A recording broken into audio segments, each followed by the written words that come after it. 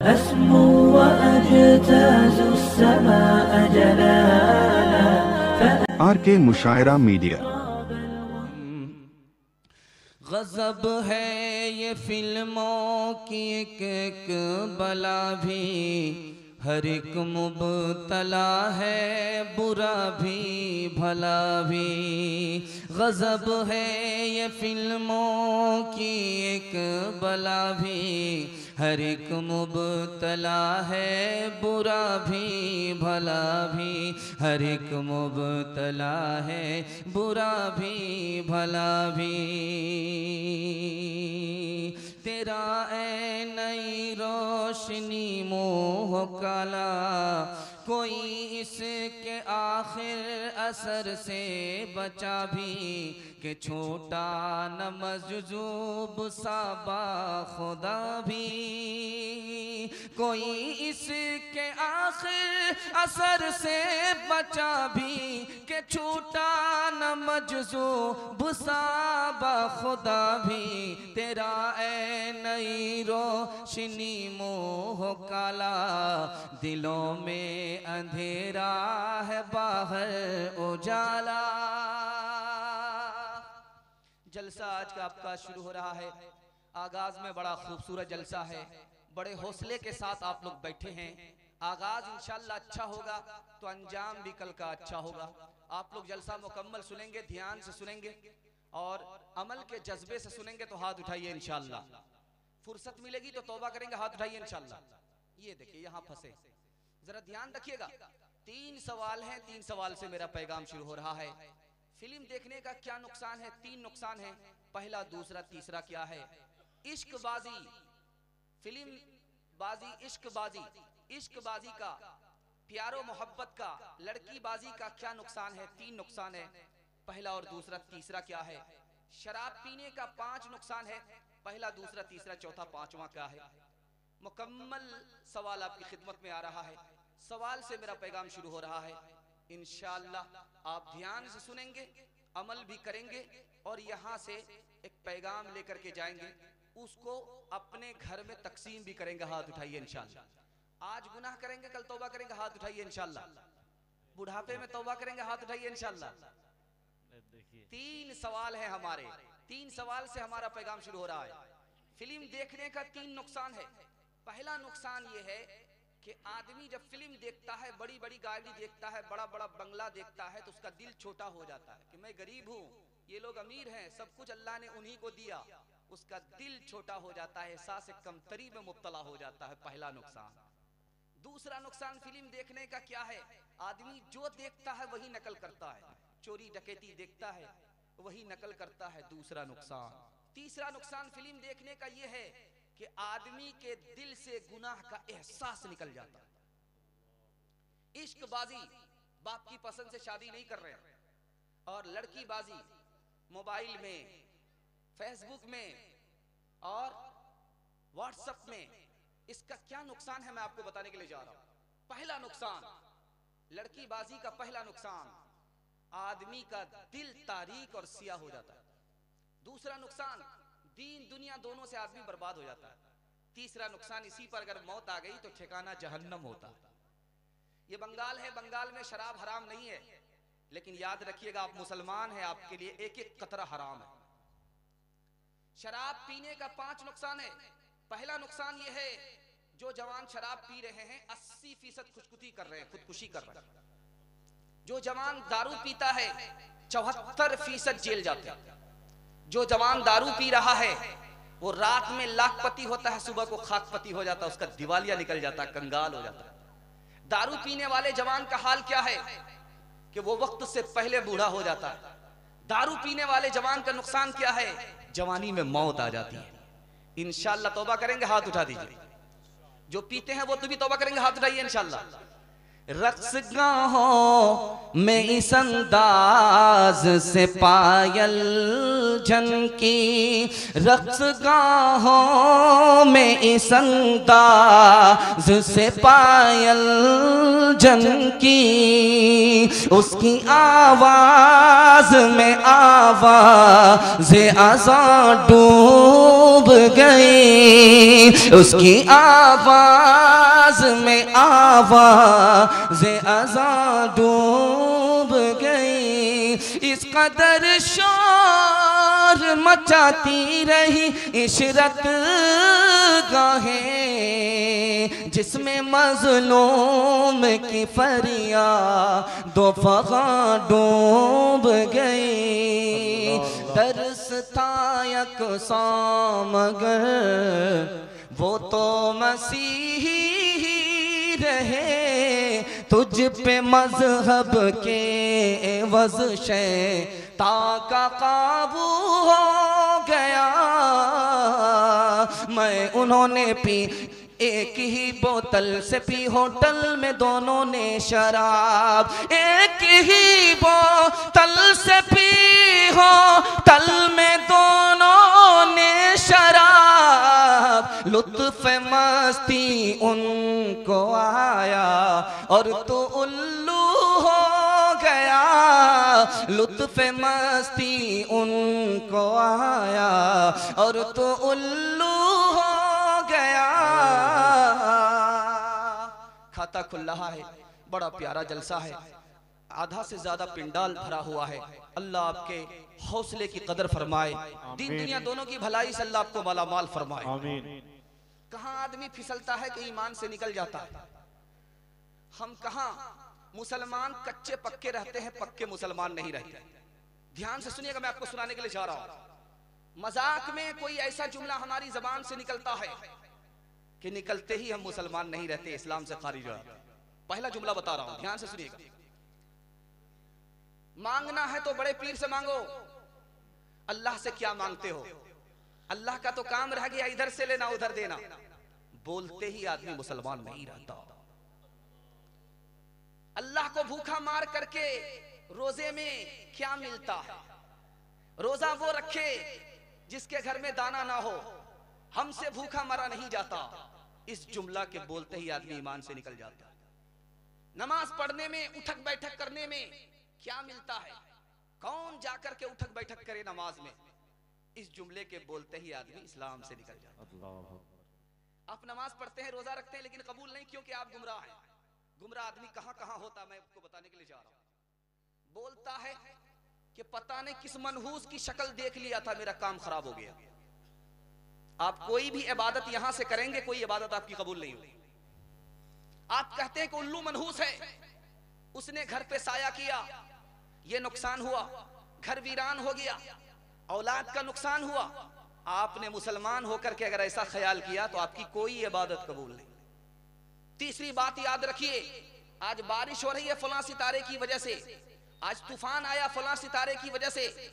आपने मुसलमान होकर के ये ख्याल किया, आप मुसलमान रहे, लेकिन आपका अमल कोई कबूल नहीं हुआ।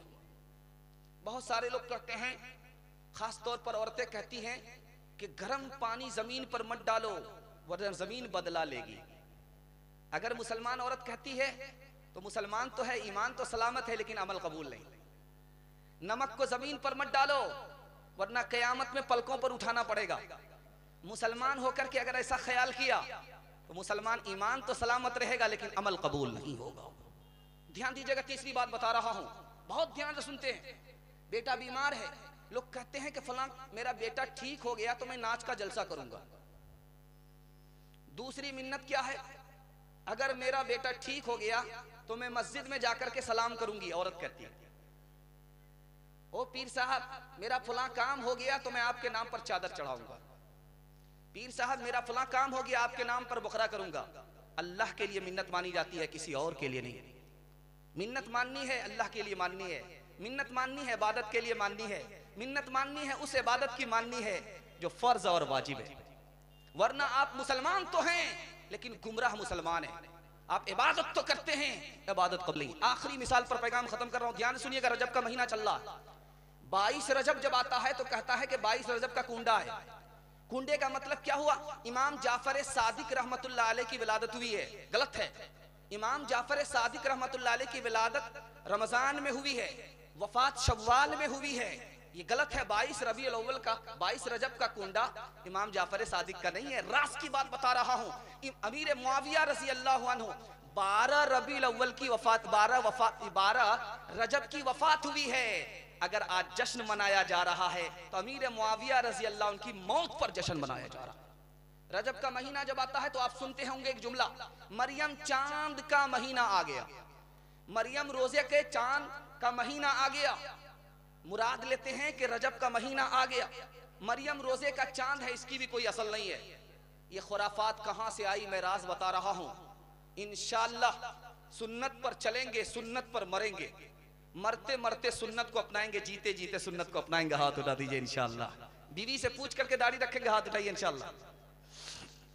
ध्यान दीजिएगा, बिदअत कहां से आई, ये खुराफात कहां से आई, इस पर मैं पैगाम को खत्म कर रहा हूं। बहुत ध्यान से आप लोग सुन रहे हैं, ध्यान से सुनिएगा।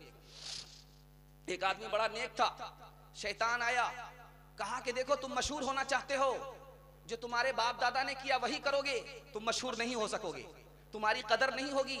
दीन में नई नई चीज पैदा करो, तुमको इज्जत भी मिलेगी और तुम मशहूर भी हो जाओगे। इस तरह नई खुराफात समाज में आई।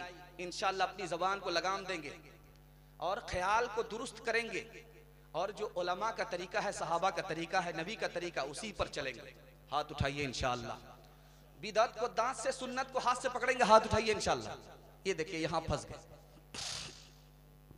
कुरान को बनाकर, कुरान को बना के, कुरान को बाजी जय तावील बना के, कुरान को बाजी जय तावील बना के, चाहे तो खुद एक ताज़ा शरीयत करे ईजाद, हकीकत खुराफात में खो गई, ये उम्मत रिवायात में खो गई, हकीकत खुराफात में खो गई, हकीकत खुराफात में खो गई, ये उम्मत रिवायात में खो गई। बुझी इश्क की आग अंधेर है, मुसलमान नहीं राख का ढेर है, बुझी इश्क की आग अंधेर है, मुसलमान नहीं राख का ढेर है। बड़ा खूबसूरत मुताला तेजी से निकल गया, आपने दिल से सुन लिया। अल्लाह आपको जज़ाए खैर दे, दिन दुनिया दोनों की भलाई से अल्लाह आपको वाला माल फरमाए। दूसरा पैगाम लेकर के आ रहा हूँ, बहुत कम वक्त में लेकर के आ रहा हूँ, और अदब से आपने सुन लिया, अल्लाह आपके इल्म में इजाफा फरमाएगा, मेरे मुताला को ताज़ा फरमाएगा। सफर करते हैं आप, घर से बाहर निकलते हैं, किस दिन निकलना चाहिए, कब निकलना चाहिए, कब नहीं निकलना चाहिए। जुमेरात के दिन सफर करना चाहिए, ये नबी की सुन्नत है। जुमा का दिन है, सफर करना जानते हैं, अजान हो गई, अब नमाज से पहले सफर करना हराम है। दिन में निकलना चाहिए या रात में निकलना चाहिए? रात में अगर सफर करते हैं तो जमीन लपेट दी जाती है। हदीस में आता है कि रात में सफर करो, जल्दी से सफर तय होगा, जमीन लपेट दी जाती है। सफर के हवाले से आप सुनने के लिए बैठे हैं, आपको मैं सुनाने के लिए जा रहा हूं। 3 आदमी की दुआ रद्द नहीं होती है। माँ बाप की दुआ औलाद के हक में रद्द नहीं होती है, कबूल होती है। मजलूम की दुआ रद्द नहीं होती है, कबूल होती है। जब आदमी सफर में होता है, दुआ करता है, तो वो दुआ कबूल होती है, रद्द नहीं होती। आदमी सफर करने के लिए निकला है, कितने दिन के सफर करने पर पूरी नमाज पढ़ेगा? कितने दिन के सफर, कितने किलोमीटर चलने पर मुसाफिर होगा? 77 किलोमीटर का सफर है तो आप मुसाफिर होंगे। 15 दिन से कम का क़याम है तो आप मुसाफिर होंगे। औरत निकल सकती है, 77 किलोमीटर से कम का सफर है तो औरत तन्हा सफर कर सकती है। लेकिन अगर 77 किलोमीटर का सफर है तो औरत तन्हा सफर नहीं कर सकती है। अगर हज का सफर भी किया अकेले तो गुनहगार होगी, हज तो अदा हो जाएगा, लेकिन गुनाह की वजह से पता नहीं हज कबूल होगा कि नहीं होगा। एक बात याद रखिए, ससुराल में आदमी जाता है, पूरी नमाज पढ़ेगा या आधी नमाज पढ़ेगा?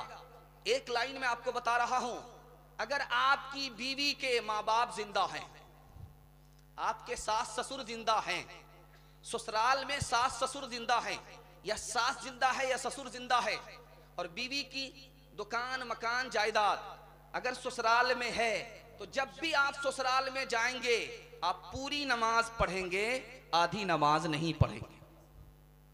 एक खास बात को याद रखिए जो मैं आपको सुनाने के लिए जा रहा हूं, इसको बहुत ध्यान से सुनिएगा जो मैं आपको बताने के लिए जा रहा हूं।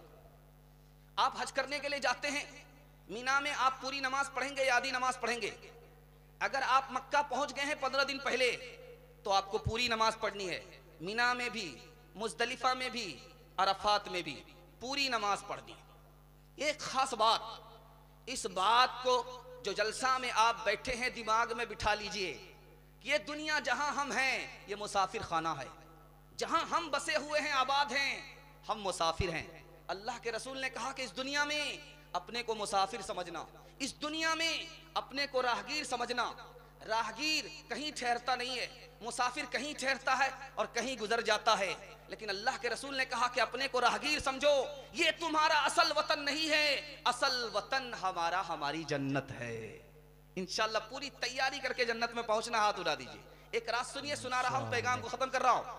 आदमी का मरते ही नामे अमाल बंद हो जाता है, लेकिन मरने से पहले मुसाफिर खाना बना दिया तो मरने के बाद भी नामे अमाल खुला रहता है, बंद नहीं रहता है। इंशाअल्लाह बुढ़ापे में हज का सफर करेंगे, हाथ उठा दीजिए। पहले बेटी की शादी कराएंगे, उसके बाद सफर करेंगे, हाथ उठाइए। पहले माँ बाप को हज कराएंगे, उसके बाद हज करेंगे, हाथ उठाइए। देखिए तीनों में आप गलत गए। पहले अपना हज कीजिएगा, उसके बाद माँ बाप का। गुंजाइश नहीं है तो पहले अपना हज कीजिएगा, उसके बाद माँ बाप का। बेटी की शादी बाद में होगी, पहले हज है। और याद रखिए बुढ़ापे में हज करने की कोशिश मत कीजिएगा, वरना आपका हज उल्टा सीधा हो जाएगा। जो हज करना है जवानी में हज करना है, अल्लाह के घर को देखना है, ये दिल की हसरत रखनी है, जेब पर नहीं अल्लाह के खजाने पर ईमान रखना है। अल्लाह आपको वहां पहुंचा देगा। हाथ उठाइए इंशाअल्लाह। सितारों से आगे जहां और भी हैं, अभी इश्क के इम्तिहान भी हैं, कनात न कर आलमे रंगो बू पर, चमन और भी आशियार भी है, इसी रोज़ व शब में उलझ कर न रह जा, तेरे ज़मानो मकार भी है। अगर खो गया एक नशीमन तो क्या गम, मकामाते आहो फगार भी है, मकामाते आहो फगार भी है। तो शाही है परवाज़ है काम तेरा, तेरे सामने आसमार भी है। चौथा पैगाम ला रहा हूं, इसमें बड़े छोटे सब बैठे हैं। सलाम कैसे करना चाहिए, मुसाफा कैसे करना चाहिए, दूसरे के घर गए तो दाखिल होने का तरीका क्या है, आपको 3 मिनट में सुना रहा हूं। आप लोग मुकम्मल सुनेंगे, हाथ उठा दिए इंशाअल्लाह। दिल मिले या ना मिले मुसाफा करेंगे, हाथ उठाइए इंशाअल्लाह। हाथ को भी मिलाना है, दिल को भी मिलाना।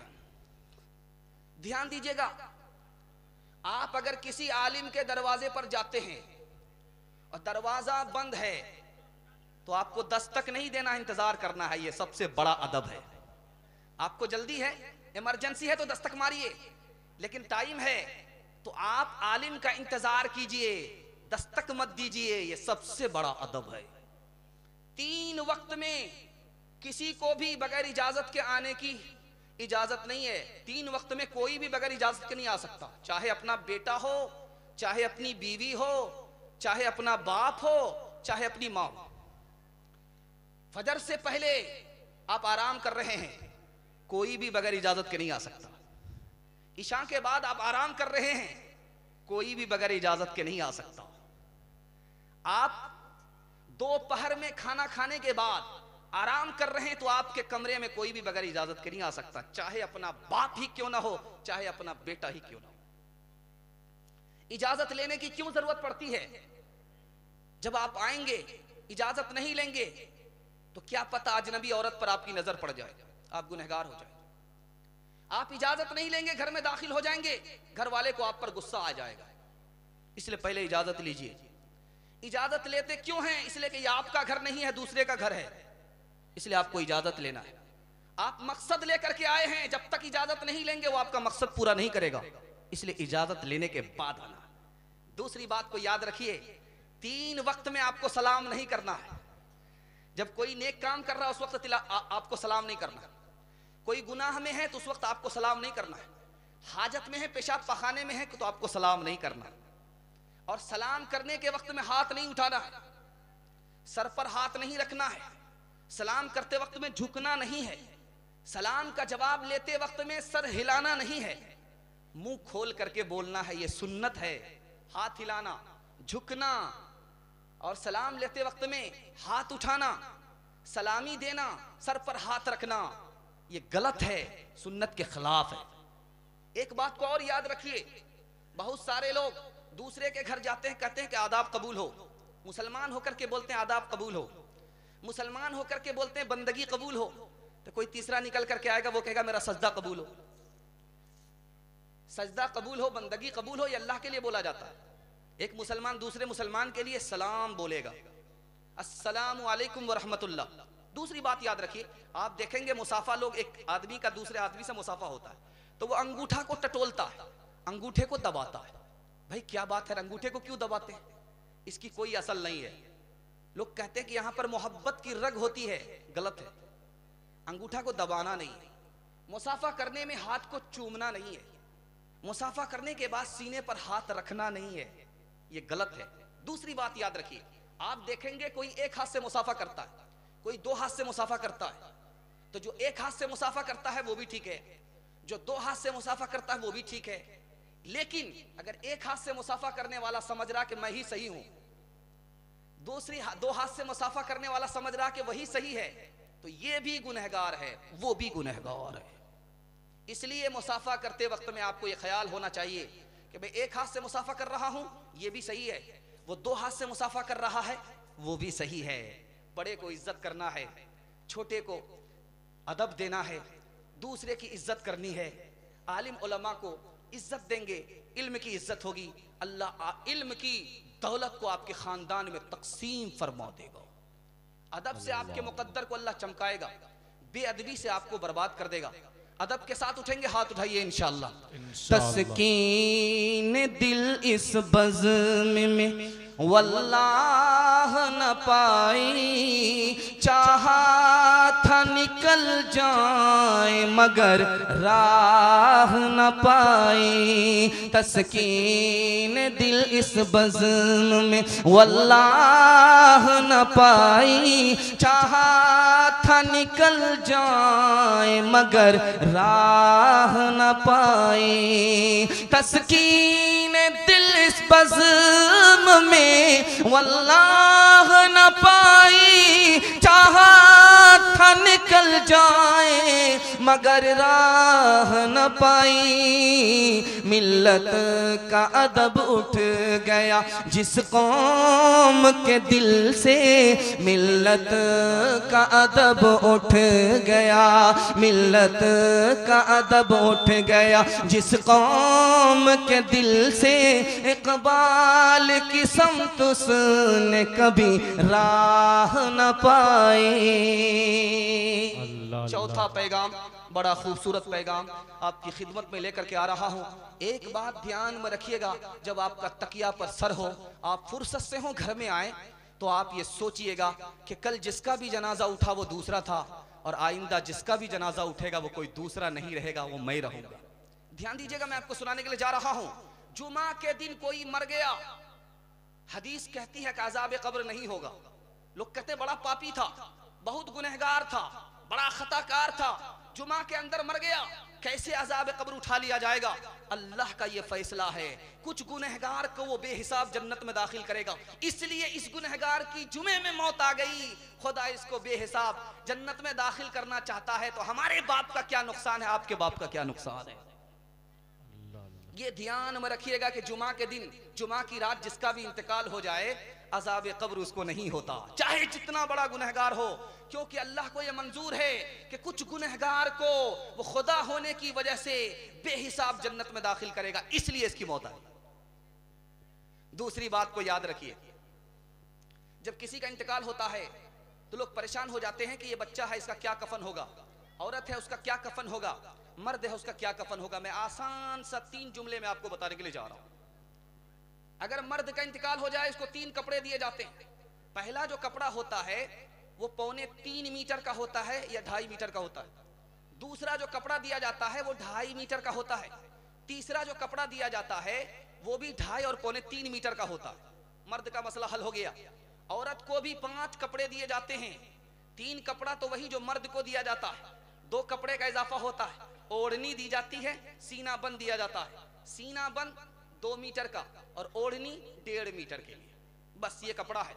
अगर बच्चा, बड़ा बच्चा है इंतकाल कर गया, बड़ी बच्ची है इंतकाल कर गई, तो बड़ी बच्ची को 3 कपड़े दिए जाते हैं और बड़े बच्चे को 2 कपड़े दिए जाते हैं। अगर बहुत छोटा बच्चा है तो छोटे बच्चे को, जो छोटा लड़का है उसको 1 कपड़ा दिया जाता है, जो छोटी लड़की है उसको 2 कपड़े दिए जाते हैं। और बच्चा मुर्दा पैदा हुआ या आधा कटा हुआ बच्चा पैदा हुआ तो चाहे वो बच्ची हो या बच्चा हो, 1 कपड़े में उसे कफन दे दिया जाता है। ध्यान दीजिएगा, मैं आपको सुनाने के लिए जा रहा हूं। मुसलमान होकर के कह रहा है कि जब मैं मर जाऊं तो मुझे जला देना। इस आदमी को क्या किया जाए? इस आदमी को गुस्ल दिया जाएगा लेकिन सुन्नत के मुताबिक नहीं। इसको कपड़ा दिया जाएगा लेकिन सुन्नत के मुताबिक नहीं। इसकी नमाज़े जनाजा नहीं पढ़ी जाएगी कि जिसको खुदा रसूल पर ईमान हो वो दफन होने की वसीयत तो करेगा, जलने की वसीयत कर रहा है, इसका मतलब है खुदा रसूल का दोस्त नहीं है, दुश्मन है।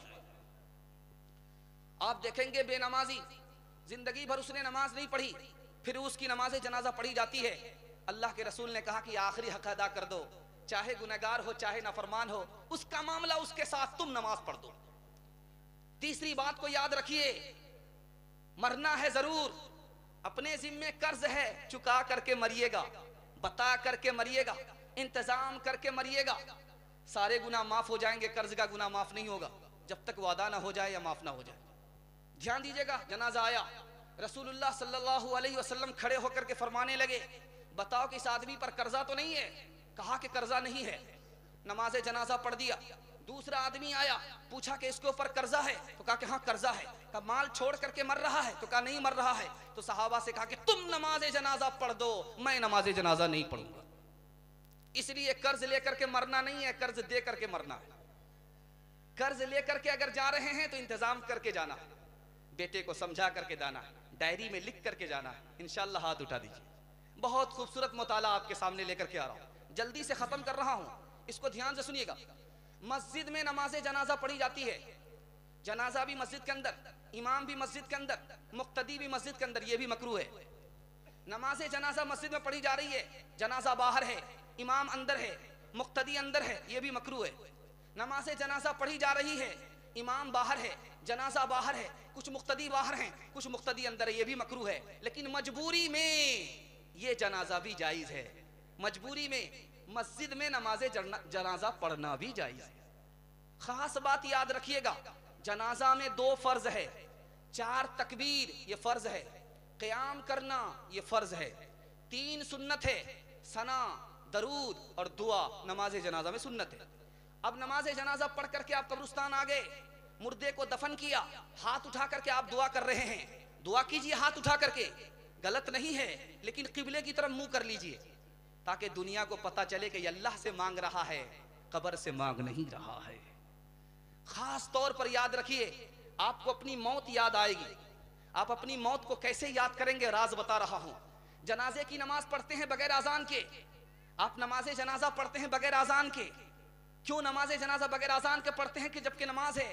तो बात यह है कि बचपन में अजान दी गई, ये जनाजा उसी अजान की नमाज है।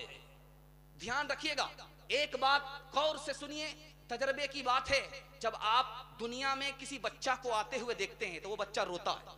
सारे घर के लोग हंसते हैं, मिठाई बांटते हैं, लेकिन वो बच्चा रोता है।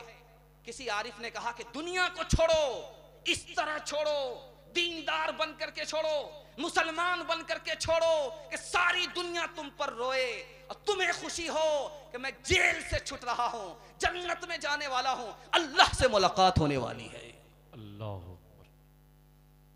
इंशाअल्लाह मौत से पहले मौत की तैयारी होगी। हाथ उठाइए। इंशाअल्लाह मौत का जब तस्करा होगा तो कहेंगे जो होगा जो देखा जाएगा। हाथ उठा दीजिए, ये देखिए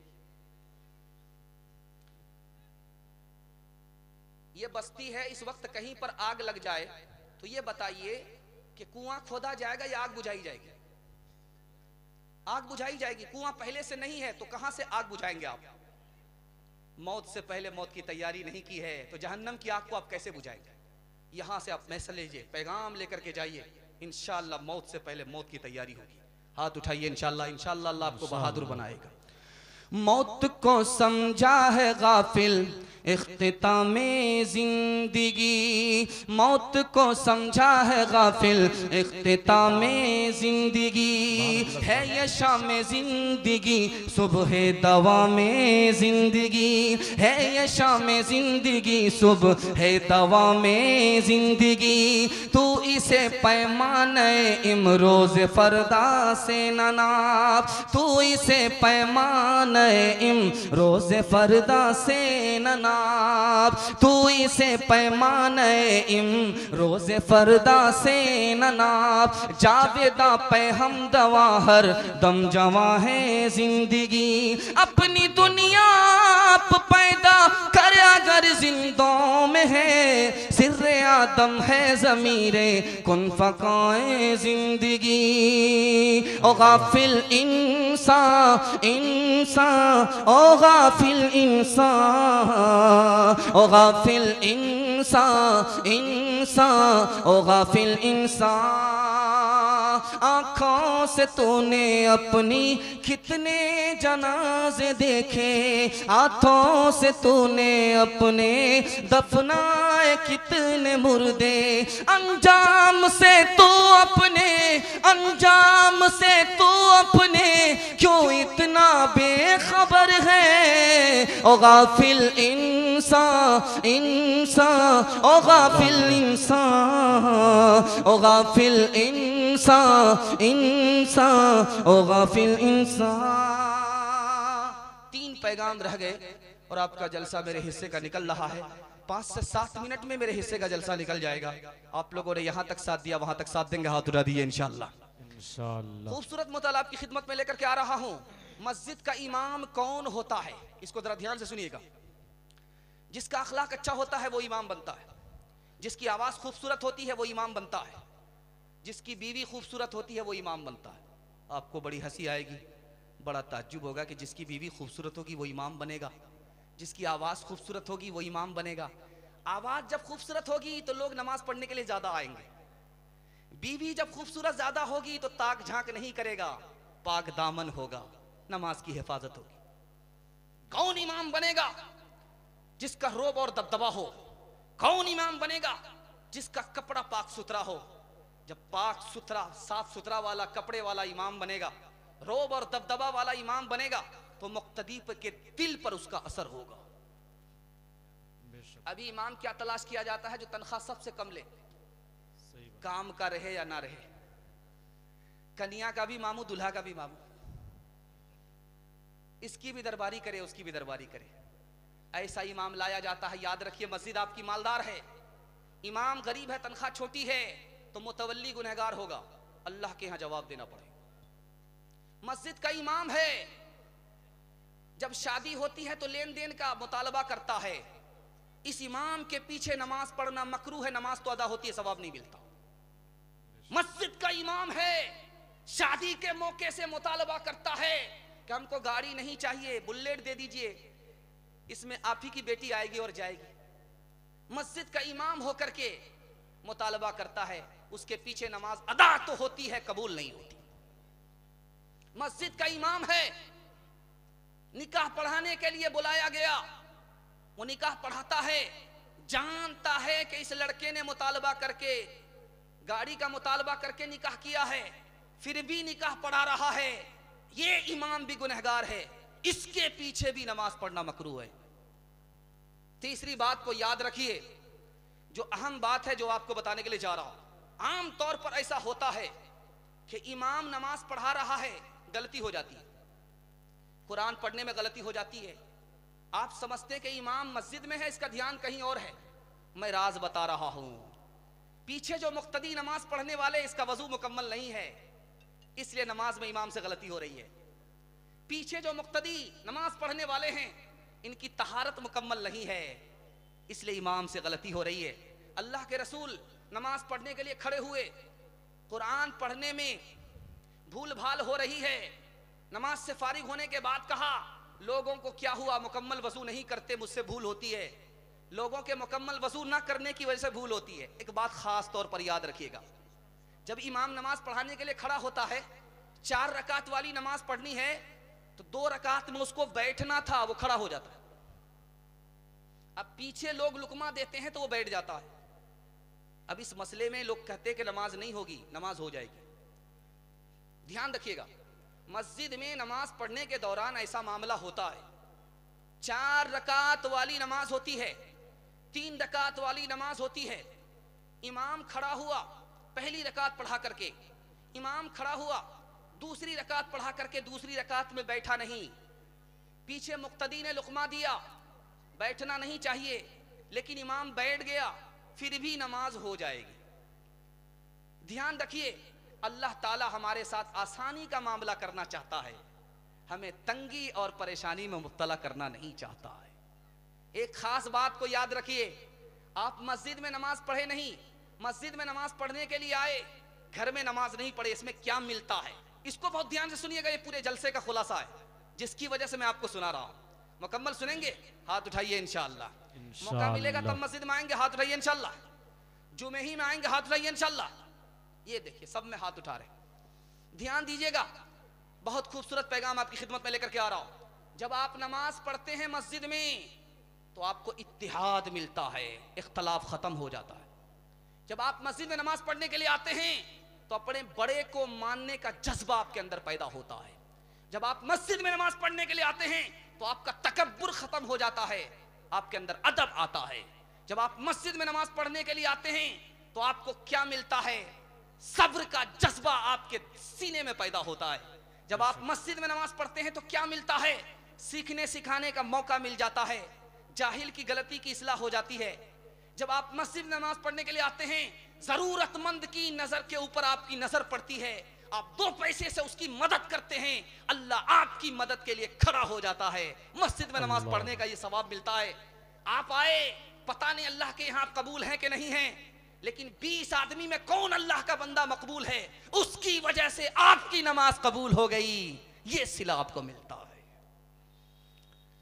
खबर हदीसों में जिसकी आई, वही जमाना अब आ रहा है। ज़मी भी तैवर बदल रही है, फलक भी आंखें दिखा रहा है। हाथ बांधे खड़े हैं सफ में, सब अपने अपने ख्याल में है। इमाम मस्जिद से कोई पूछे, नमाज किसको पढ़ा रहा है। खबर हदीसों में जिसकी आई, वही जमाना अब आ रहा है। एक ही सफ में खड़े हो गए महमूद आयात, न कोई बंदा रहा न कोई बंदा नवाज। बंदा साहिब मोहताजो गनी एक हुए, तेरी सरकार में पहुँचे तो सभी एक हुए। तेरी सरकार में पहुँचे तो सभी एक हुए। 2 पैगाम बड़ा खूबसूरत रह जाता है। बड़ी उम्मीद के साथ कच्चा पक्का पैगाम आपके हिस्से में आ रहा है। अल्लाह करे कि टूटे फूटे पैगाम को अपने फजल से अल्लाह कबूल फरमाए, दिल की दुनिया को बदले, दीन दुनिया दोनों की भलाई से अल्लाह हम सबको माला माल फरमाए। सुनाने के लिए जा रहा हूँ। ज़कात क्या चीज़ है? ज़कात देने पर आपको क्या नफ़ा होता है, ज़कात ना देने पर क्या नुकसान होता है। ज़कात साल में एक ही मर्तबा क्यों है? यहाँ से लेकर के वहाँ तक सुनेंगे, हाथ उठाइए इंशाअल्लाह। ध्यान दीजिएगा, सुना रहा हूँ। ज़कात के 3 माने आते हैं। पाक करना।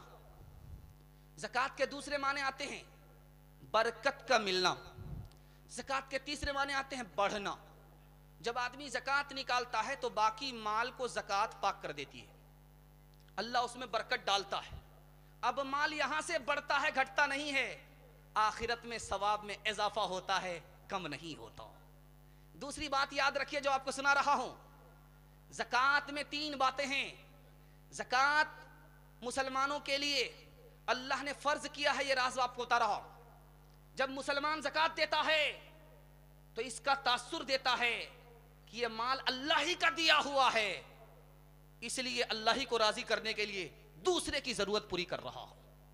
जब आदमी ज़कात देता है तो दिल से दुनिया की मोहब्बत निकल जाती है।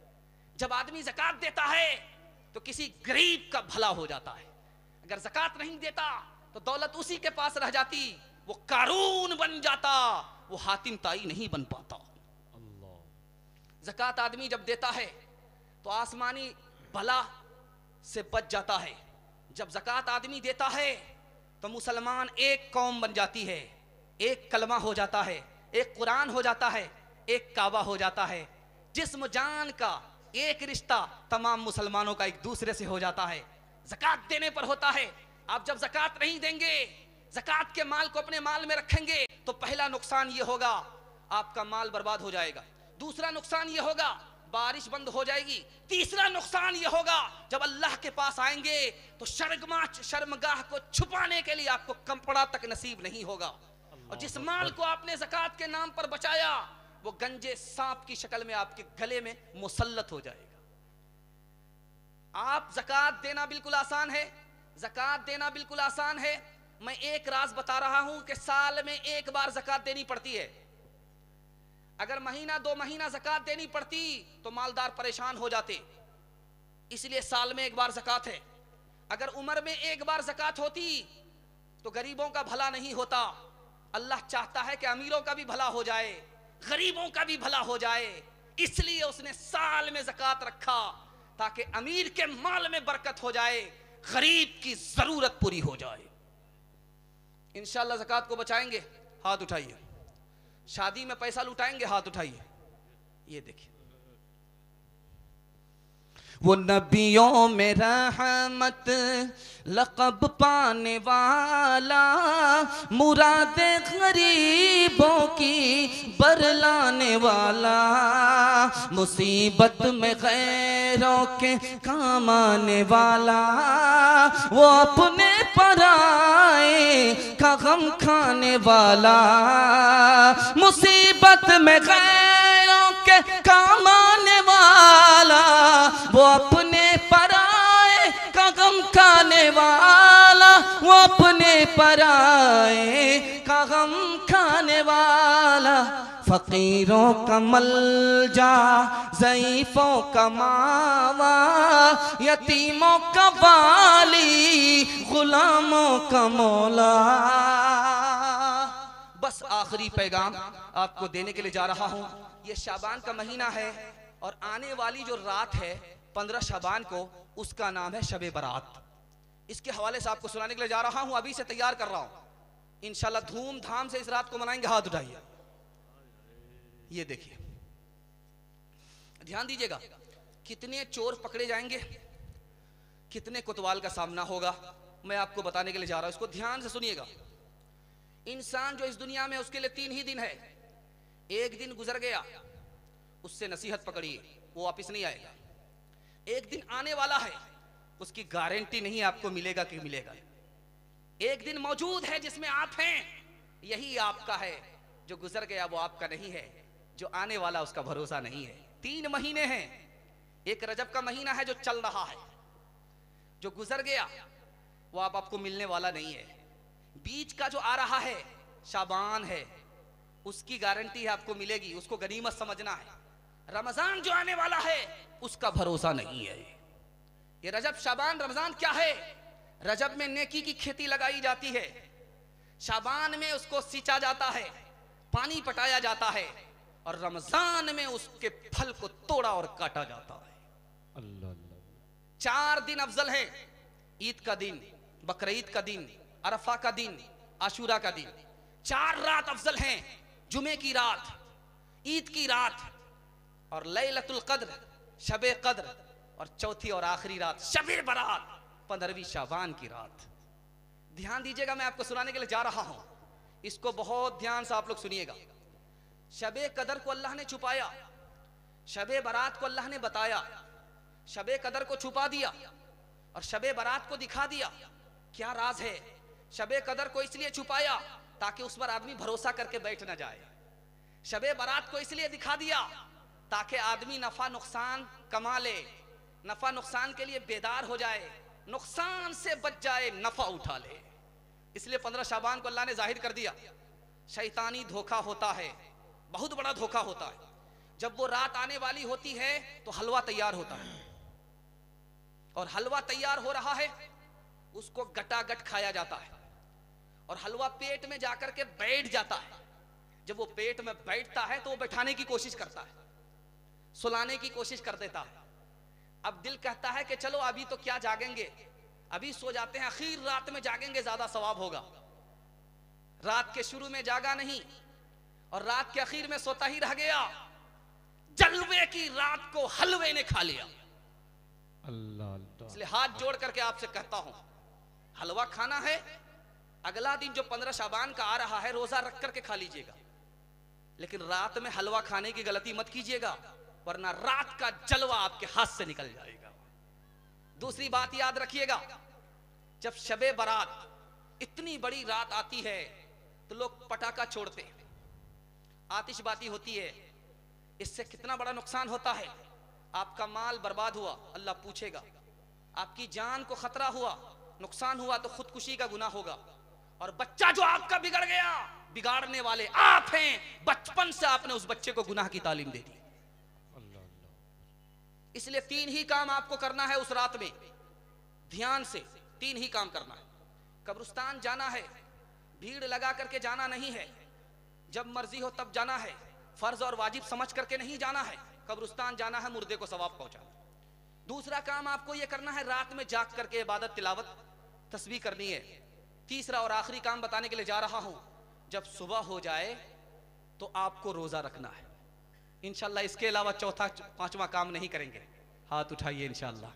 ये किसने मोहब्बत से डाली निगाहें के आलम में फिर से बहार आ रही है। ये किसने मोहब्बत से डाली निगाहें के आलम में फिर से बहार आ रही है।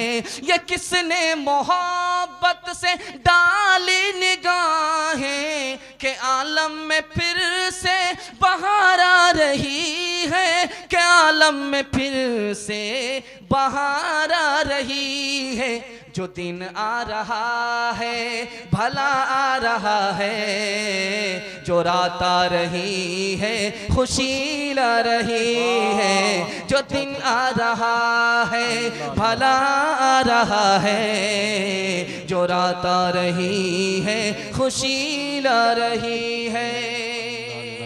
मेरा जलसा खत्म हो गया। अल्लाह आपको जज़ाए खैर दा, आपने दिल से ध्यान से सुना। अल्लाह आपके भी रिस्क में बरकत दे, आपकी औलाद को अल्लाह कामयाब करे। आपके घर में अगर जवान बेटी हो, गैब से मुनासिब जोड़े का इंतजाम फरमाए। 3 वादा दीजिए, अल्लाह इस जलसे को कामयाब करेगा। 3 वादा दीजिए, घर की मुसीबत आपके घर से अल्लाह निकाल देगा। हाथ उठाइए, इंशाअल्लाह अल्लाह की इबादत करेंगे, रसूल की इताअत करेंगे, मखलूक की खिदमत करेंगे इंशाअल्लाह।